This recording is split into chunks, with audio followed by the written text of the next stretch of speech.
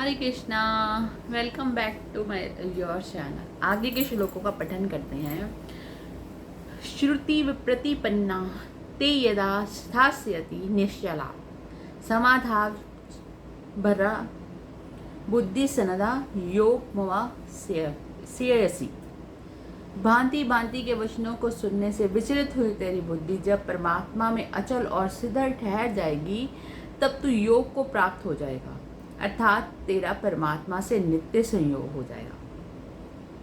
तो इसमें ठाकुर जी हमें बता रहे हैं, देखो जब ठाकुर जी अर्जुन जी को बता रहे हैं और एक्चुअली में वो हम लोगों को कह रहे हैं, क्योंकि अर्जुन जी नर भगवान का अवतार है, नर नारायण में, उन्हें ये सब ज्ञान की जरूरत नहीं है, उनको सब कुछ पता है। वो उनको माध्यम बना के हमारे लिए बात कह रहे हैं और कह रहे, देखो उनको पता था कलयुग में क्या होने वाला है, उसके अकॉर्डिंग ठाकुर जी ने समझाया कि भांति भांति वचनों को सुनने वाले। आजकल देखो आप हर कोई यूट्यूबर आपको ज्ञान दे रहा है, और यूट्यूबर ना भी हो तो एक राम रहीम आसाराम जी जैसे संत बैठे हुए हैं जो अपने आप को संत कहते हैं, और मुझे कहना नहीं चाहिए कि क्या है वो, और आप सब अच्छे से जानते हो। और अभी हमारे प्रदीप मिश्रा जी जो हैं शंकर भगवान जी के बहुत बड़े कथावाचक, उन्होंने राधा रानी के लिए कितने सारे गर्ल्स वर्ड्स बोले कि वो बरसाना में रहती नहीं थी, जिससे हमारे प्रेमानंद शरण जी महाराज जी बड़े उद्विग्न हो गए और उन्होंने उनके खिलाफ बहुत बोला कि नर्क में जाएंगे ऐसे लोग जो ऐसा बोलते हैं। तो वही ठाकुर जी को पता था कि कलयुग में ये सब होने वाला है, तभी उन्होंने कहा कि भांति भांति को वचनों, भांति भांति मतलब अलग अलग तरह के वचनों को सुनने से तो विचलित हुई तेरी बुद्धि। जो हम लोग अलग अलग लोगों के सुनते हैं, कोई कह रहा अरे बरसाना में तो राधा रानी रहती ही नहीं है, और कोई कह रहा कि वहाँ तो कचहरी थी, एक बार जाते थे बरस में एक बार इसलिए बरसाना। तो ऐसे वर्ड्स कह के हमारी परम श्रद्धेय हमारी स्वामिनी जी, हमारी परम परम परम पूजनीय श्री राधा रानी हैं, उनके लिए भी लोग ऐसे बोल देते हैं। और बहुत बड़े कथावाचक, ये नहीं किसी नॉर्मल बंदे ने बोला हो, करोड़ों लोग उनकी कथा सुनते हैं।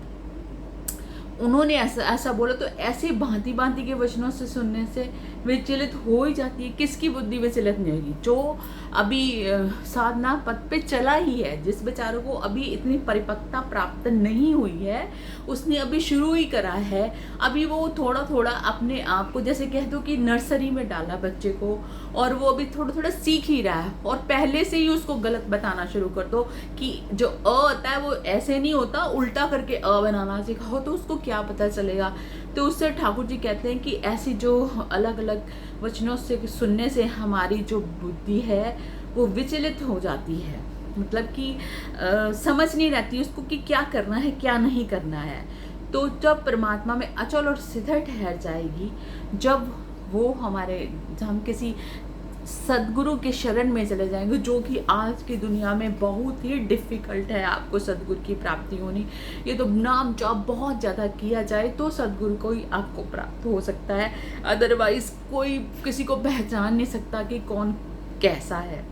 तो उन्होंने बताया तब तू, जब तेरी बुद्धि अचल और स्थिर हो जाएगी, हम लोगों की स्थिर मतलब एक स्थान पर ठहर जाएगी। जो राधा जी है, हमें इन्हीं के चरणों की भक्ति करनी, उसी में ठहर जाएगी, स्थित हो जाएगी, तब तो योग को प्राप्त हो जाएगा। योग का मतलब मिलना, तब तुम पर ठाकुर जी को, राधा रानी को मिल जाओगे, उनके योग को प्राप्त हो जाए, अर्थात तेरा परमात्मा से नित्य संयोग हो जाएगा, अर्थात कि हमारा ठाकुर जी के साथ नित्य संयोग हो जाएगा। नित्य संयोग का मतलब कि जब भी हम चाहें आंखें बंद करें और दर्शन कर लें उनके, जिसे हम कहते हैं लीला प्रवेश हो जाना, है ना। तो हालांकि इसमें राधा रानी के बारे में नहीं बताया गया, लेकिन हम राधा रानी के उपासक हैं तो हम अपनी स्वामिनी की ही बात करेंगे ना, चाहे वो गीता जी के माध्यम से हो। हालांकि इस्कॉन वाले भी कहते हैं कि राधा राधा नाम नहीं कहना चाहिए, वो बहुत ही उच्च है राधा रानी जी, और जो ठाकुर जी को भी आश्रय देने वाली है, उनकी बातों का मैं सम्मान करती हूँ। और कहते हैं ब्रजवासी कह सकते हैं क्योंकि वो उनके घर की राधा रानी बेटी जैसी हैं। हम लोग बाहर के लोग जो दिल्ली में या कहीं और आते हैं उनको राधा राधा नहीं कहना चाहिए। तो मेरा तो यही मानना है कि अगर आपके सदगुरुदेव भगवान ने आपको आज्ञा दी है कि आप राधा राधा नाम जप सकते हो तो आप जप सकते हो। मेरे सदगुरु भगवान ने मुझे आज्ञा दी है कि आप राधा राधा कहो, तो मैं उनसे मुख से लेके आई हूँ राधा राधा का नाम, तो मैं जपती हूँ। और मैं आपसे भी कहूँगी कि अगर आप अपने गुरु महाराज जी से या ऐसे सदगुरु के शरण में जहाँ पे आपकी बुद्धि ठहर जाए, आपको लगे कि हाँ यहीं पे मुझे प्राप्ति हो सकती है, वहाँ से आप अगर उन्होंने आज्ञा दे दी तो आप राधा जी का नाम ले सकते हो कि उन्हीं की आज्ञा से राधा रानी ने उनको आज्ञा दी होगी जो आपको आगे से आज्ञा बोली। तो आज ज़्यादा समय हो गया, एक श्लोक का ही, और फिर रात को मिलते हैं 9:30 बजे लाइव में। और किसी के क्वेश्चन होए तो जरूर पूछिएगा। राधे राधे।